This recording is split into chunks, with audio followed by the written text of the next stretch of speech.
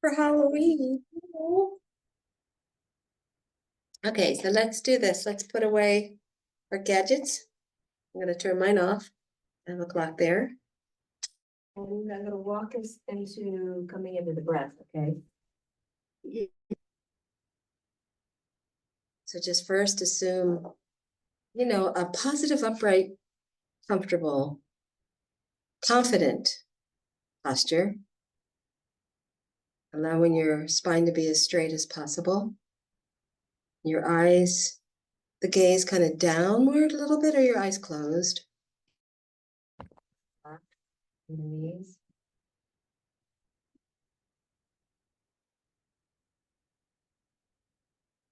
Shoulders relaxed. And just allow yourself to get present first. Just noticing how you feel sitting in the chair or on the cushion. Just notice the sensations of your body making contact with the cushion or the chair.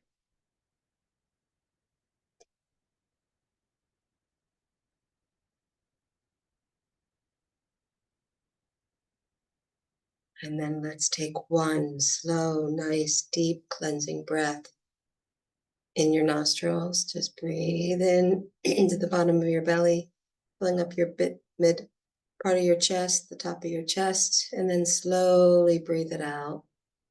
This time you can use your mouth like pursed lips,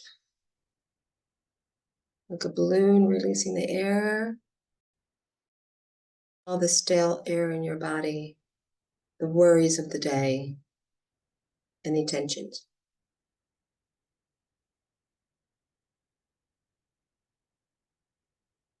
And then just start noticing the sensations of your body in this space. Start noticing the temperature of the air in the room.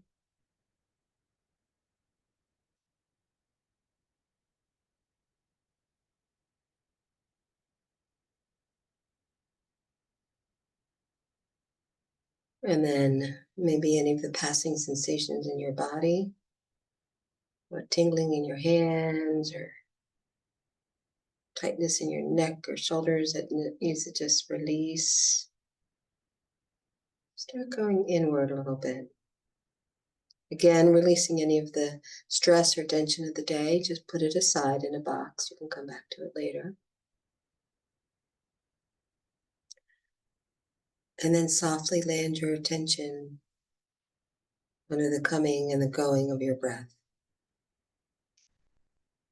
One in breath, and out breath after another.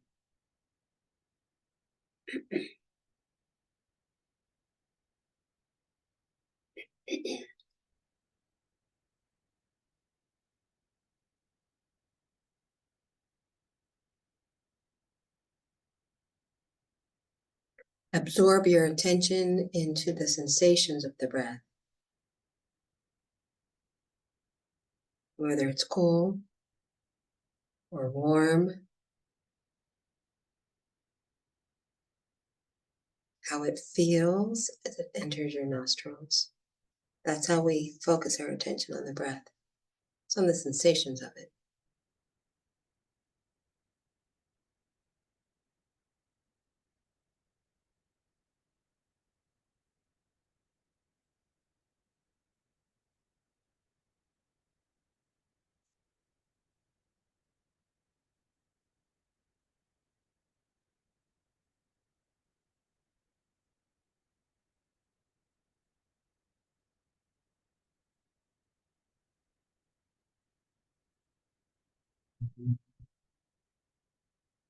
Staying vividly present.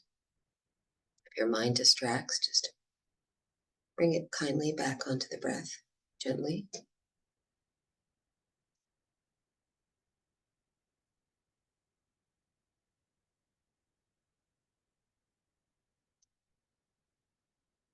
Noticing moment to moment how the breath changes.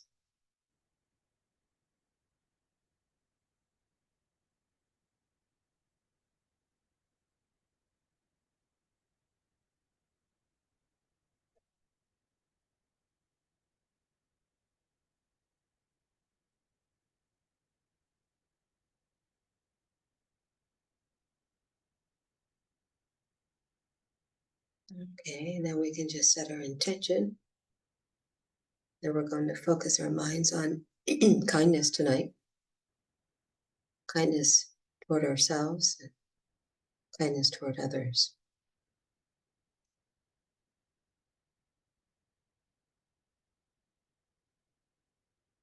Recognizing that this is a positive potential on our mind stream and that can benefit our lives and benefit others.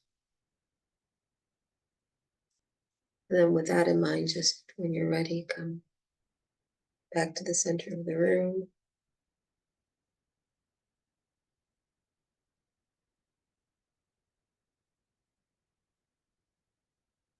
That was a quick little settling meditation, but we did it.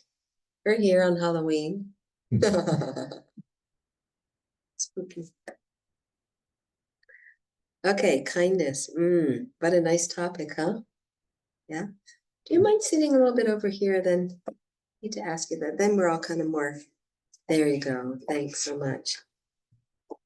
Kindness in this program means I want you to be happy. I want you to be happy. It's nice, huh? So we all know what kindness feels like, right? We know what it means in general. It's caring, consideration, affection, attending to someone. We all know what it feels like, don't we, when we experience kindness? Kind of like you get that warm feeling in your heart and it goes through your whole body, right? You feel kind of loved and taken care of. I don't think there's anybody who doesn't want kindness. Some people might say that. You know, I've worked with some kids or teenagers who've been traumatized and they say, I don't want it. But deep down they do, right? Might just have some blocks, but everybody wants it. Everybody wants to receive it, right? Who doesn't? Kindness really needs to be mixed with wisdom, right? And it means really tuning into that other person, doesn't it? You've seen, I'm sure, people come barreling into the room and then they try to be kind, but they kind of just blunder it because it's not authentic or not really in tune with others, right? Or somebody saying, oh, I did this out of kindness. And you're like, well, I didn't feel like kindness to me. So it has to be mixed with wisdom. And a lot of times, kindness is in the small things. It's in the moments when we're really in tune with that other person, right? I'm sure you've seen it, like a nurse in a hospital that knows the right thing to say to someone, or just that certain tone that a mom uses. Or have you ever had somebody just the right moment put their hand on your shoulder, just at the right time that you needed someone? That's the wise part of kindness, right? Knowing when's the right time and the right words to use to act, to help someone, to bring happiness to them, happiness or relief or whatever. With wise kindness, kindness that's mixed with wisdom, we really do need to take care of our own needs first. Now, it's a tricky thing, this one, because there's these self magazines and there's this mentality in our culture of me, me, me, me, me first, right? Not quite really what this is about. The analogy that's given is like if you're on an airplane and the pilot says, oh, here comes the air, you need to put the mask on yourself, right? You can't help the small kid next to you. You can't help the person over here or in front of you until you've put the mask on for yourself, right? That's what it means, right? That's what it means. Otherwise, we do kind of like a fakey kind of codependent kindness, right? Ugh. You've all felt that, right? Somebody's being kind, you're like, that ain't real. So we need to take care of ourselves first. And we know, like I've been saying experientially, when we are ourselves authentically giving kindness, we do, right? You feel off when you're not, right? You're like, that wasn't quite right. Or when we receive it, somebody's trying to be kind, but it's got a lot of strings attached to it, so to speak, right? Kindness is so important. It is so essential that our basic survival depends on it, right? Everything that we have, everything, all of our basic needs, the water we drink, the food we eat, the clothes on our body, the lighting in this room, the floor, the chairs. I mean, we could go on, excuse me, for hours. Every single thing that we have for existence and for enjoyments comes from the kindness of others, right? Doesn't matter if that kindness was intentional or not. The fact is that we benefited, right? So that's a meditation in and of itself. Is to just think about every single thing that you have for your necessities. Everything from a cup of tea to walking on a nice road that the workers have worked on. I mean, if you break it down in this room, there's hundreds and thousands of people and beings who brought the kindness of this room to us.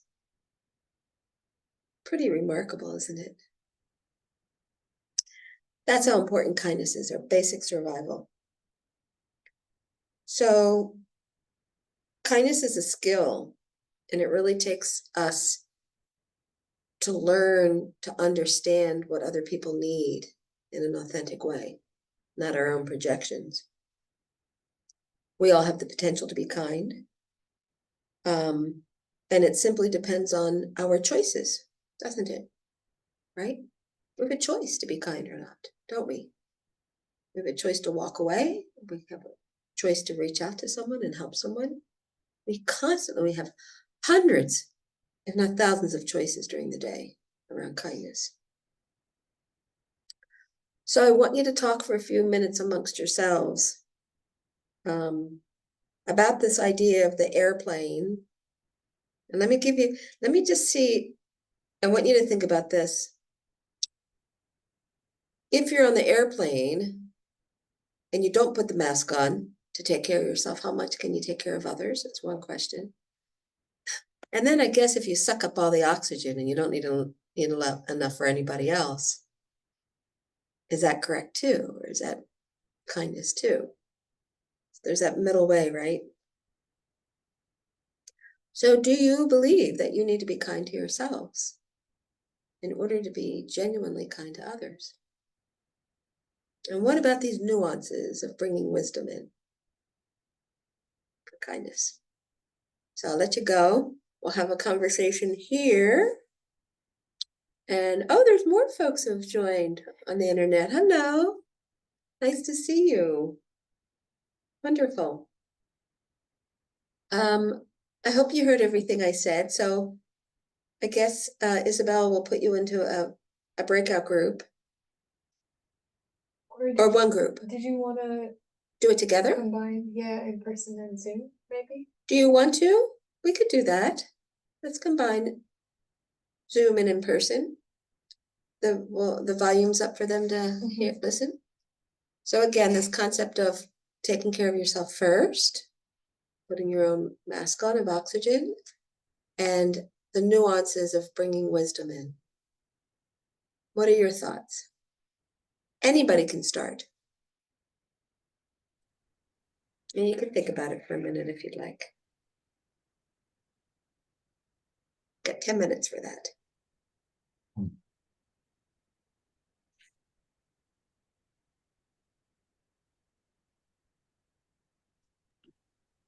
How about if I ask it this way? People have a tendency, I think in our lives, we tend to be really busy. And we can do the tendency of taking care of everybody else's needs and not our own. Women are shaking their head. A man shaking his head. Or maybe we can ignore other people's needs too. What do you think about that? Anything. It's open to any kind of conversation. I think, well, we have to learn our boundaries or our abilities, like what our strengths or weaknesses are. And we can't put ourselves in a place where, with wisdom and kindness, that we may not meet the needs of others or not respect our needs. What do people think of that? Take care of your own boundaries, knowing your own abilities. Makes sense, huh?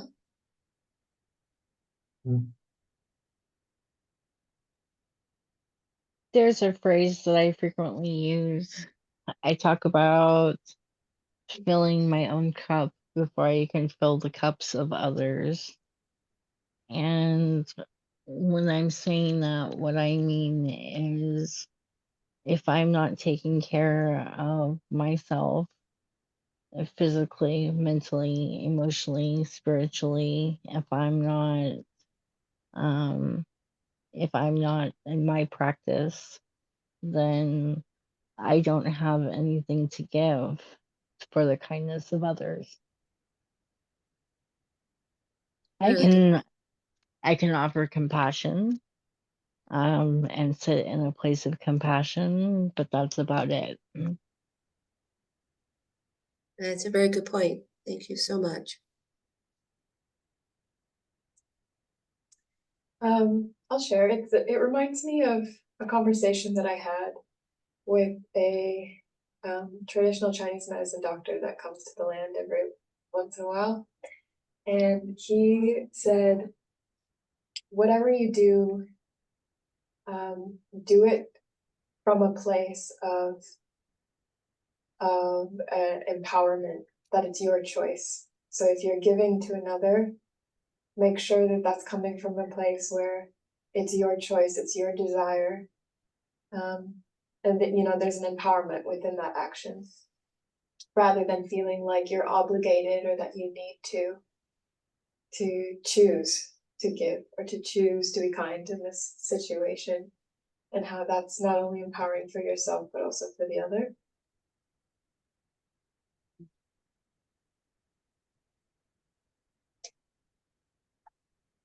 To be kind to yourself, I don't even know how to define it, what it is to be kind to myself. But also when I'm kind to others, there are two categories. The one which they're not close to me, it's just a person I come across, I can be kind to them, and have, honestly, that's probably the easiest one for me, and I have zero expectation. But the one who are close to me, like a partner, like my son, I have to create a balance because they depend on me too much, and I don't want to create a codependency, of course. But I find that they become dependent on me, and then if I kind of peel back, they get upset with me, and that's something that difficult. And one of the scenarios, dealing with salespeople, they're very kind to you, and after they're done with you, they're done with you. And I'm also disappointed with those scenarios. Hey, I'm giving a bunch of examples, but Yeah, they're great. yeah. So one of the questions that I heard was, what does it mean to be kind to yourself? Yeah. What does that look like? Well, for me, my inner voice is often very harsh with myself. And so learning to quiet that inner voice, or maybe change its dialogue, if not quiet. Everybody hear that on Zoom? Can you hear on Zoom? I can't tell. Yeah, you can hear, okay. The inner critic is very big in our culture. Very, very big in our culture. That's funny because right before he said that, that's what I was thinking was psychologically, of course I'm a psychologist, but How do we talk to ourselves? What kind of a relationship do we have with ourselves? Being kind. Somebody else was going to speak? I was just going to mention, because I was thinking about the same thing. Also, I was thinking, because I will deride myself, and with others, I'll say, well, like, for example, if I send something and make a mistake, and I'll say, oh, I'm an idiot, or I'm stupid, or dumb me, and I wouldn't say that to somebody else. If they made a mistake, I would say, oh, you're an idiot, but I easily say it to myself. And then, like he was saying, even more so when I'm not saying out loud is even harsher. It's like, oh, you're an idiot. Oh, you blew that. Oh, you should have done this. Why don't you do that? What's wrong with you? Blah, blah, blah, blah, blah, blah. All these things that I think I'm not accomplishing, or things that I think I'm not doing correctly, or just I'm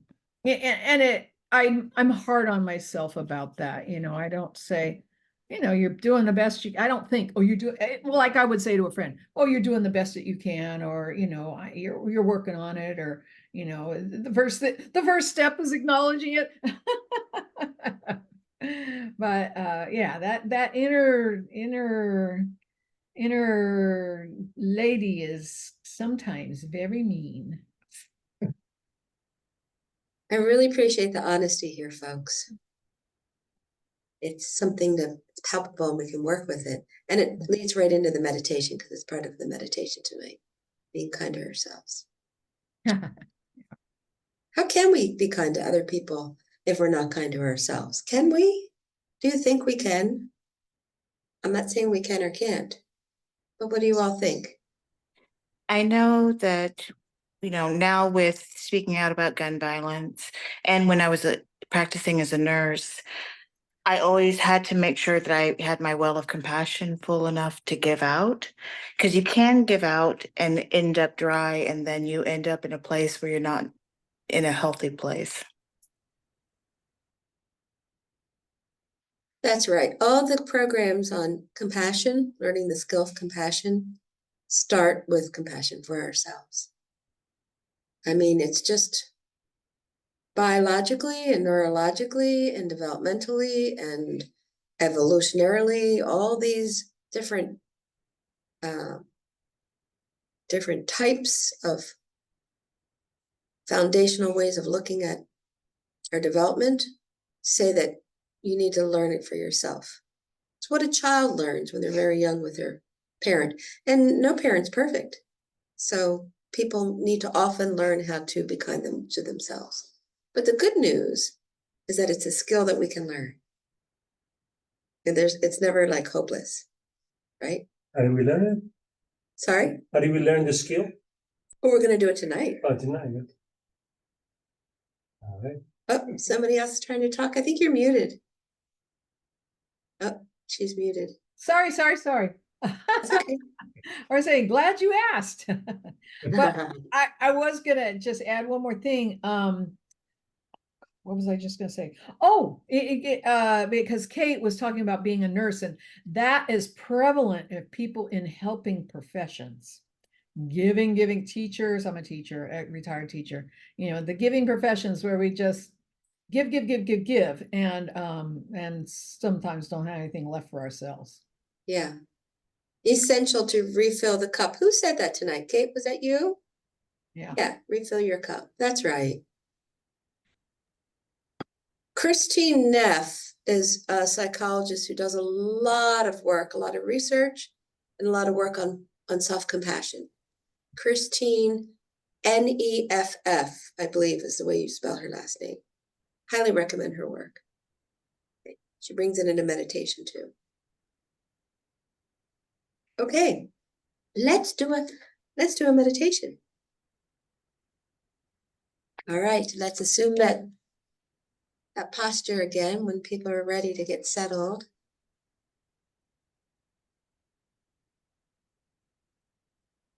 Resting your hands on your knees. Let your back just naturally, be upright. And imagine the muscles around your spine just melting, relaxing. Your shoulders coming down. Releasing any tension with the out breath.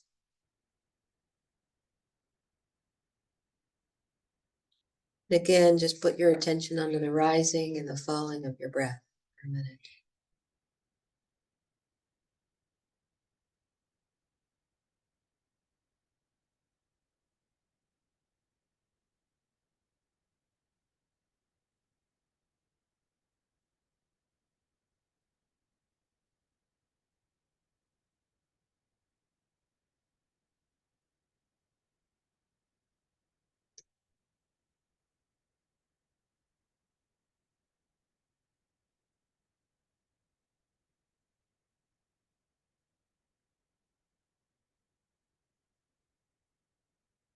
Okay, now let's bring in some contemplations.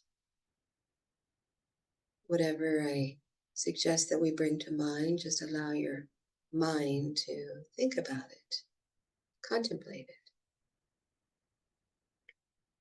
Is compassion, or I'm sorry, kindness, is kindness something we're born with? Or is it something we need to just learn about and practice and cultivate?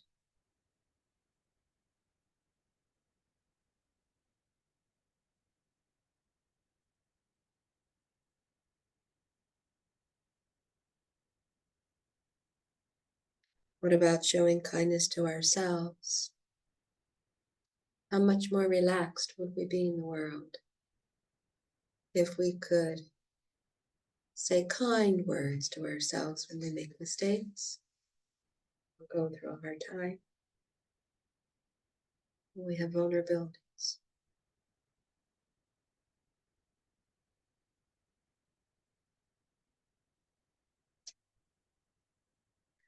And what is it that gets in the way of being kind to ourselves, maybe even to our family members?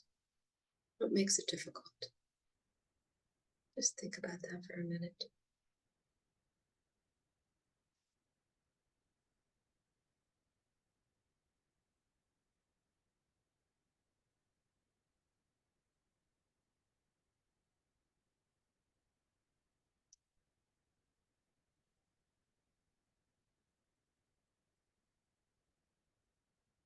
It is said that to be kind is to be friendly, to be caring,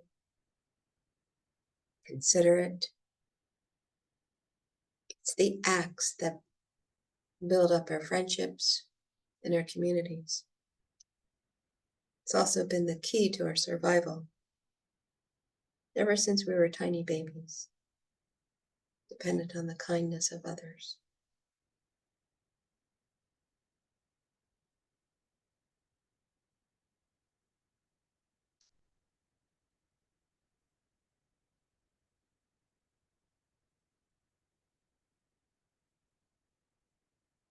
And have you noticed how children often, when they see an animal or another person in pain, how they have this natural kindness and move toward them? And yet sometimes as adults, we get too busy, too stressed to even notice someone else either being kind to us, maybe, or someone in need of kindness. Think about that for a minute.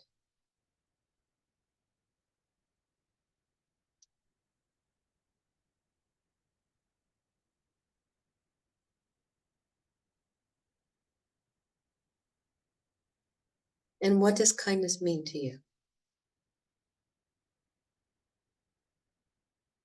I'd like to invite you to bring up an experience of once when someone was kind to you.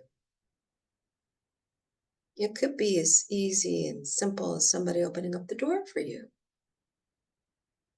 or somebody just smiling at you. If you can't think of an example, just make one up in your mind for the sake of the meditation.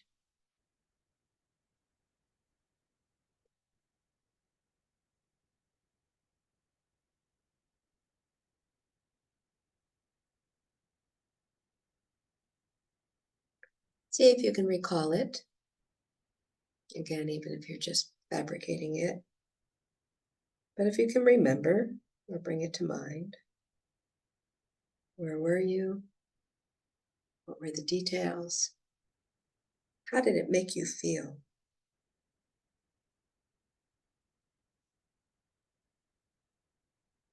Just see if you can experience that kindness right now in the middle of your body.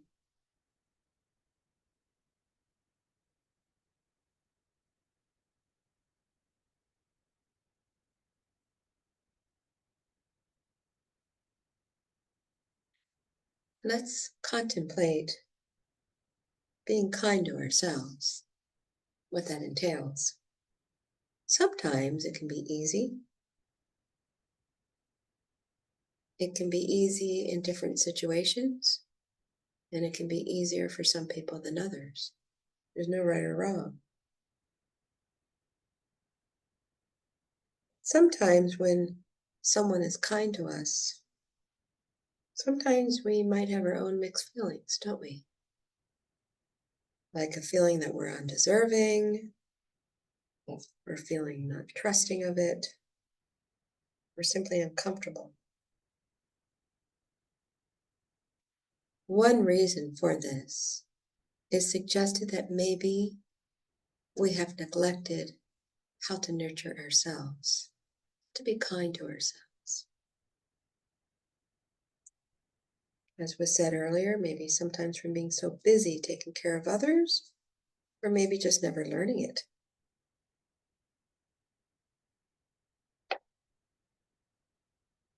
Self-compassion and self-kindness, what it really means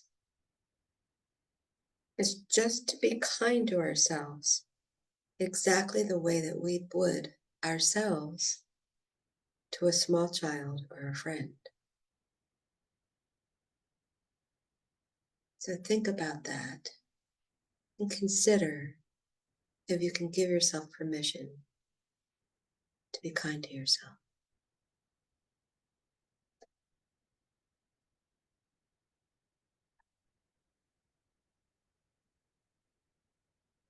And we do it by starting to touch on the wish. Just see if you can tap into that wish to be happy and to be free from difficulty.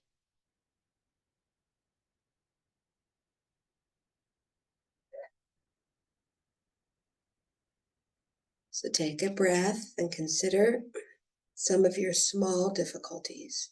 Don't bring up anything too hard. Just bring up some small difficulties. Maybe pain in your body, or a little vulnerability that you have. And see what it'd be like to be free of that wish.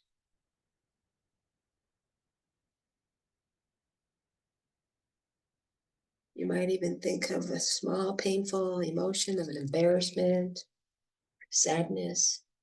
Don't pick anything too big for this exercise. Just pick a hurt or a harm or something difficult. You know, like most people, we've had problems with relationships, difficulties at work, finances. Just pick one.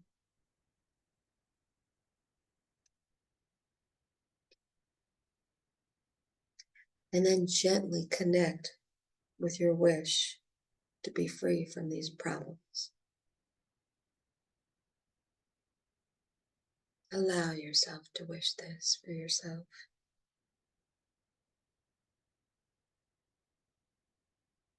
And notice in your body, where is this wish located? Is it in your chest? In your throat? Bring your attention to wherever you notice this wish to be free from your own suffering, your own distress. Maybe it's your whole body. Just notice. Get in touch with that. And then I invite us to have these thoughts for ourselves, each of us. May I be happy. May I be peaceful. May I be healthy, and may I be at ease. See if you can repeat these words to yourself just like you would a friend or a small child. May I be happy. May I be peaceful. May I be healthy, and may I be at ease in the world.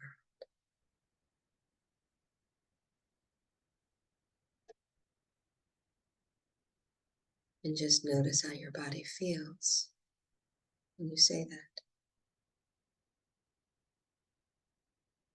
May I be happy. Allow it to sink in a little bit deeper, opening to that wish for yourself. May I be happy. May I be peaceful. May I be healthy. And may I be at ease in the world.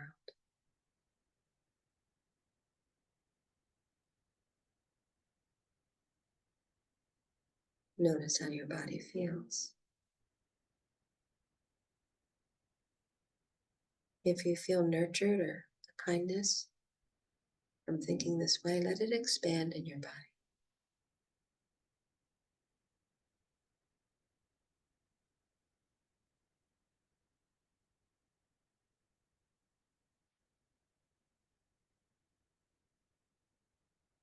And once we start feeling grounded in this for ourselves, then we're ready. Then we've put the mask on for the oxygen. And we can take it off and extend it out to others. The people around you, the people in this room, and the people in Zoom, we all have problems, difficulties. So let's just think for a moment about each other right here in this room.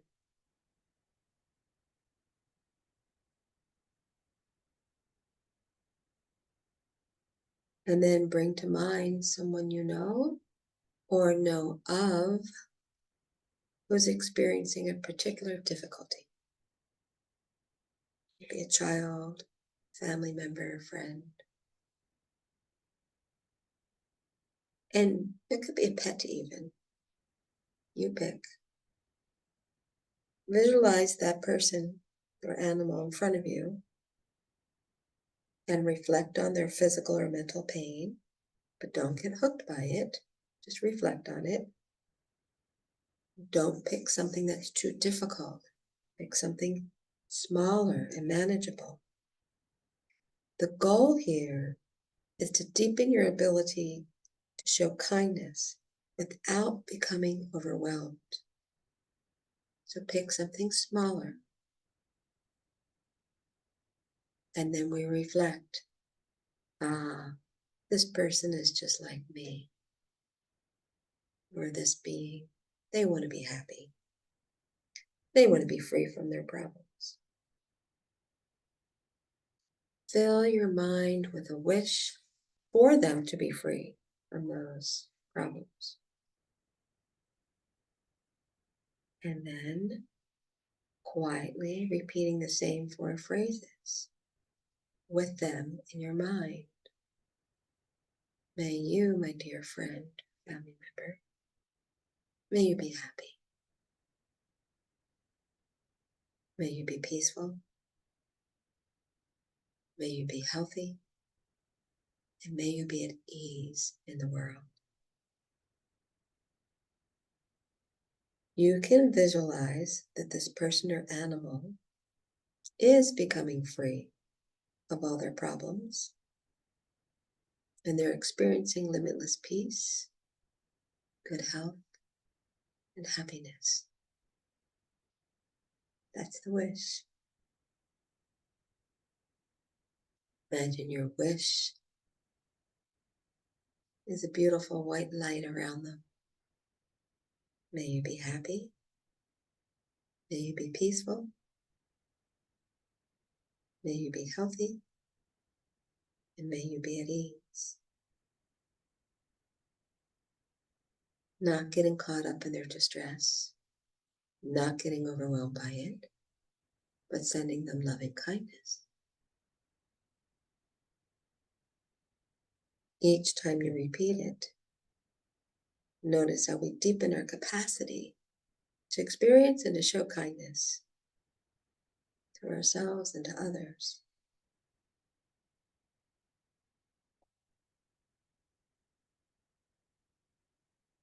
So keep wishing it for that person.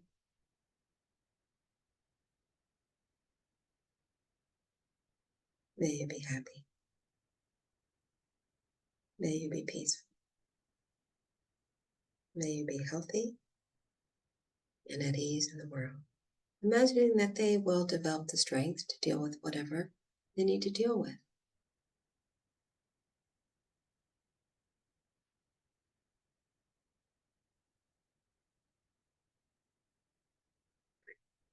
And then for the sake of imagination, to build our muscle here, I'd like to invite you to imagine that you're sitting at coffee with someone and they're telling you about someone who's suffering.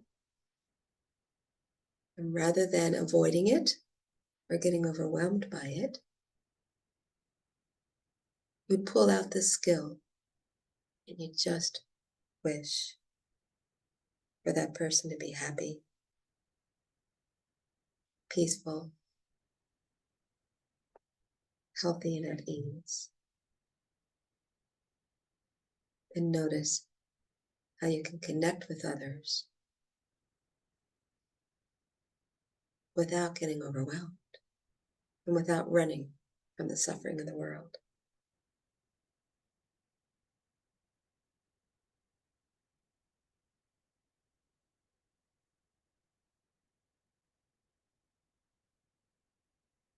Maya Angelou said, my wish for you is that you continue to be who and how you are, to astonish a mean world with your acts of kindness. So may the practice of kindness enrich your lives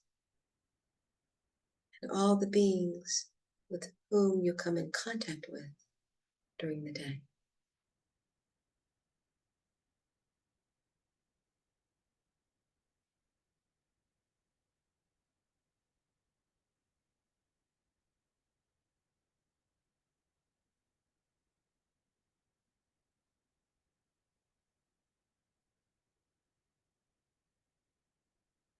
When you're ready, we come back slowly back to our little group. Isabella's falling asleep over there. May she get rest tonight. Yeah, I woke up. I had to wake up early this morning. Oh, That's okay. it's okay. I'm happy to be You're happy to be here. Okay. here. Very happy. So, one point I want to make about this is with these kinds of meditations, start very small. Okay? Start small, start a lot with yourself. When you go to expand it out, it's good to start with someone who you know who doesn't have a huge problem, like I said, somebody who you're connected with. Maybe not too attached to, because that can get difficult, and not too big of a problem.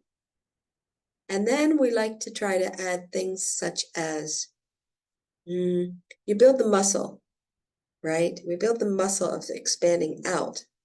So you first start maybe with a friend who's having financial problems or marital problems. And then you can add in strangers, right? And then when we get strong enough, like you watch the news and you see kids in Gaza, instead of getting overwhelmed or wanting to run from it, you can do this practice. It's very neuroprotective. You're not trying to fix, you're not getting overwhelmed, but that wish stays firm and it's healing, right? And then when we're strong enough, we want to start bringing in the so-called enemies. People of different political views, people you don't like, people so-called harmed us. And then we're really cooking as far as equanimity. And then you can expand it out too. There's many ways to expand it out. You start small. You can start with like your family, the community, the state, the world, and you keep going out with this wish. Okay? Many ways to do it. Your thoughts. We have 10 minutes to have a little conversation. What came up for people? Were you able to experience self-kindness, right? Were you able to tap into that? Did your body notice a difference? How was it? Were you able to expand out? Any questions or comments?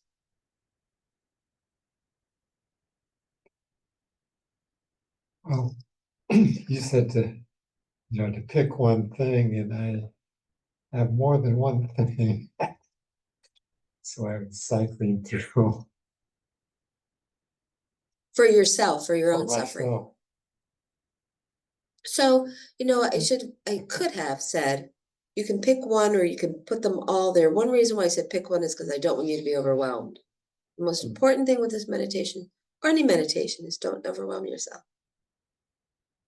So if you have the ability to bring in more, you can bring in more. But there was something you wanted to say about that, John? Well, my technique was sequential rather than lumping them. How did that work for you? Well, it kept growing. The amount of suffering that you have. Oh yeah, the things Yeah. that, from my body, the finances, just one thing after another. This is absolutely perfect. Because when we get real with ourselves around our own level of suffering, then we can start taking care of it, right? Like you were asking earlier, how do you become kind to yourself? Well, what is it you need to be kind about? And you have a whole list, right? We all have a whole list, I think, of our suffering. Our suffering is very pervasive, the body and the mind. There isn't anybody who's not suffering. And then the other good thing about it, what John about, is that then it lends itself to us being able to reflect out to the world like, oh, you're just like me. If I'm having financial problems, if I'm having a pain in my body, and I can see that with somebody else, then we can relate to it, can't we? And we've been in touch with our own suffering. Was there something else about that you wanted to share? No, just that there was a nice list. I like the way you dealt with it one at a time, sequentially, noticing it. Did anybody notice in your body localizing the wish for happiness? I felt the release of wishing that part of me's peace and just facing the vulnerability that I have a hard time with. And I just felt almost a relief in my chest and my upper back. It was just really beautiful. Thank you. Oh, good. I'm so glad. I'll say this again. I say this when I teach the cognitively based compassion training. As Westerners, we're kind of trained to not look at our vulnerabilities or indulge in them, right? So again, if it comes up and it's strong for you, crying, grieving, releasing whatever is important. I do suggest, however, that if things come up for you, you have a separate place. This is kind of called compartmentalization in psychology, where you do the work, the hard work of the grieving or whatever, either with a therapist or in your crying chair, and then your meditation place is a little bit different. It makes sense, doesn't it? Because you want that to be the place where your mind is developing some stability. Does that make sense? Because you don't want to mix them. It's kind of like sleeping and meditating. You don't want to mix them. For me, you ask, think of an occasion where somebody was kind to you. Yeah. So when I thought about it, there are a lot of occasions that people have been kind to me, but if I created balance that acknowledge it and also reciprocate it in kind of an equal fashion, there was no resentment. But then sometimes now I have to reciprocate tenfold. And that's when the other side even gets confused as to how much I can give, and they now expect to give more and more.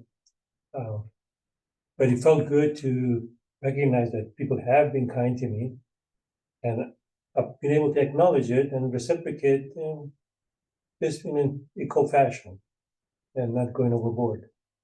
So that felt good. And to be kind to myself, I still have to put a list as to what it means and Yeah. how to be kind. That's the toughest. Yeah.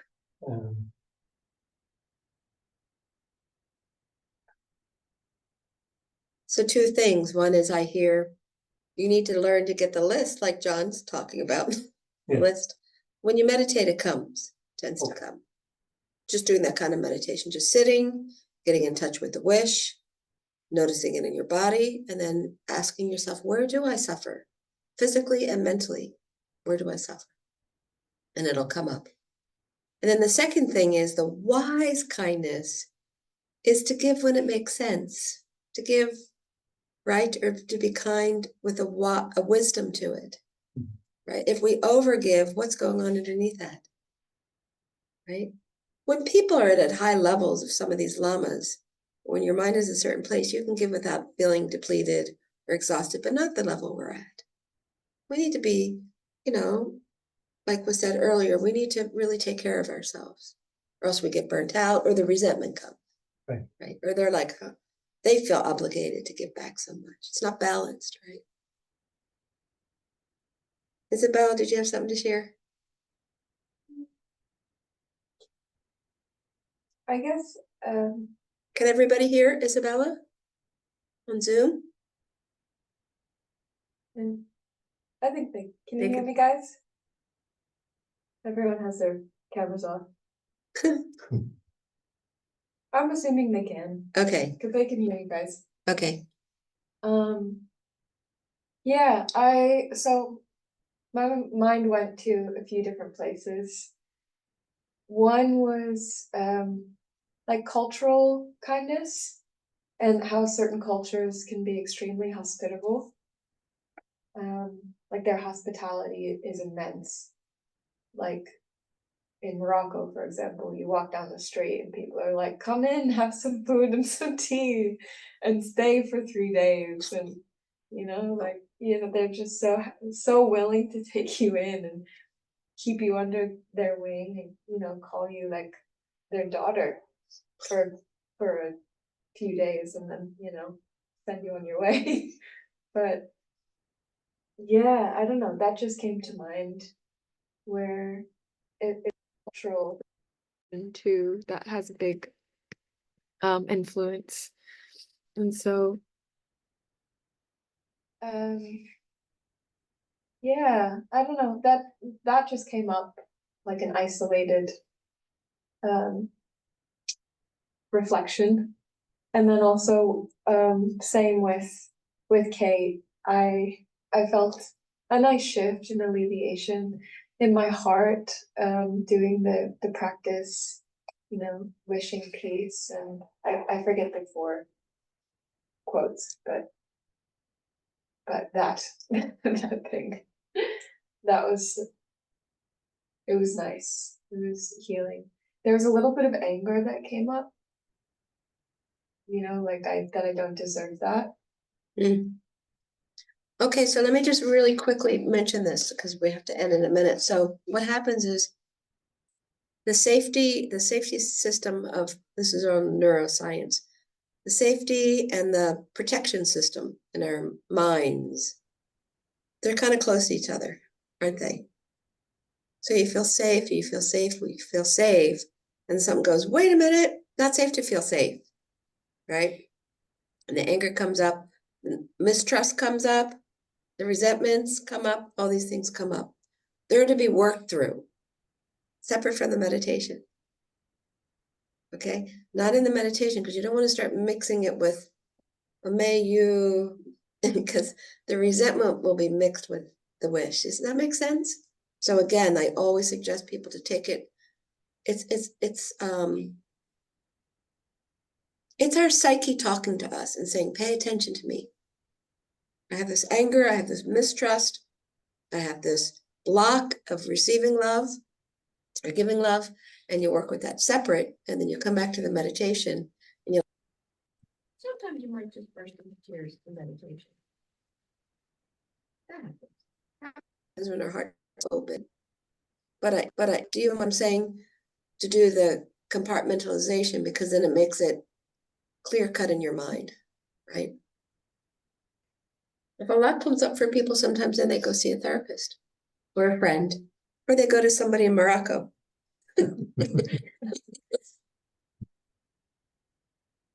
May you be happy. May you be peaceful. Okay. May you be well, healthy, and may you be at ease in the world. Sharon Salzberg, her work. Anybody know her work? She does a lot of this work. Highly recommend Sharon Salzberg's work. Stanford University has a program on compassion, and I'm trained in the Emory one as well. So think about ways this week that you can bring kindness to yourselves. This is our dedication. Think about how wonderful it was tonight. We'll do our delight from last week. How wonderful that we were able to allow even a little bit of kindness toward ourselves. How wonderful. And how wonderful for those 4 sentences. May you be happy, may you be peaceful, may you be healthy and at ease in the world. Mm-hmm. Powerful sentences. Mm-hmm. How wonderful that we're even thinking of it instead of out trick-or-treating or preparing us for trick-or-treating. So let's dedicate to all the people who do suffer. And let's dedicate to our family, our friends, our close ones.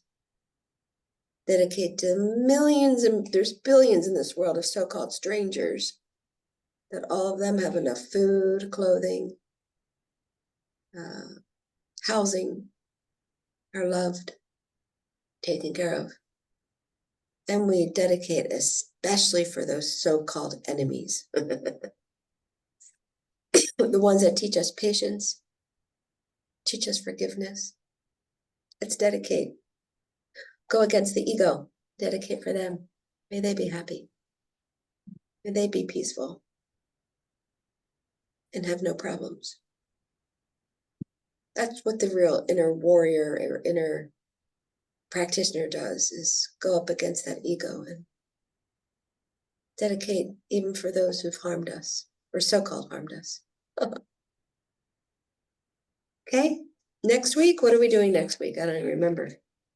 We're doing another yummy honesty next week. That sounds good, huh? Honesty? Is there a song about it? Is there a song about it? Yeah. Good night, everyone. Thanks for coming. So glad to see you this week. Good night. Good night. Be kind to yourselves. At least practice at least every day this week. 5 minutes. 5 minutes for yourselves. And then you'll see. Oh, start noticing people being kind to you too. It's really cool when you tap into that. What do we do?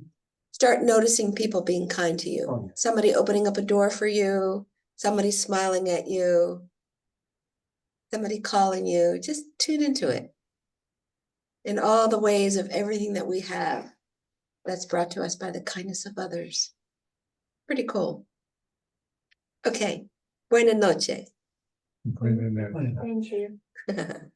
Muy buena noche. Buena nota Buena nota. is the night.